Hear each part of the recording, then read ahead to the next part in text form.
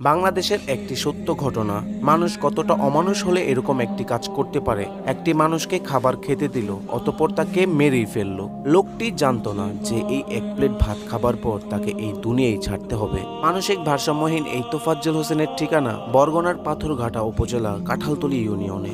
18 September রাত 8টার সময় ঢাকা বিশ্ববিদ্যালয় ফজলুল হক মুসলিম হলের গেটের সামনে সন্দেহজনকভাবে এক যুবককে ঘোরাফেরা করতে দেখা যায়। এ সময় বিশ্ববিদ্যালয়ের কিছু ছাত্র তাকে আটক করে ফজলুল হক মুসলিম হলের মূল ভবনের গেস্ট রুমে নিয়ে যান। তারপর তাকে মোবাইল চুরির অভিযোগে এলোপাতাড়ি চড়-থাপ্পড় এবং কিল ঘুষি মারা হয়। পরে তিনি মানসিক রোগী বুঝতে পেরে তাকে হলের ক্যান্টিনে নিয়ে খাবার খেতে দেওয়া হয়। খাবার খাওয়ানোর পর তাকে হলের দক্ষিণ ভবনে নিয়ে যাওয়া হয়। দক্ষিণ ভবনের গেস্ট রুমে নিয়ে যাওয়ার পর তার 2 হাত জানালার সাথে বেঁধে স্ট্যাম্প, হকি স্টিক এবং লাঠি দিয়ে উশৃঙ্খল কিছু ছাত্র তাকে বেধড়ক মারধর করতে থাকে অমানবিক নির্যাতন। মারধরের এক পর্যায়ে লোকটি সেখানেই মারা যায়।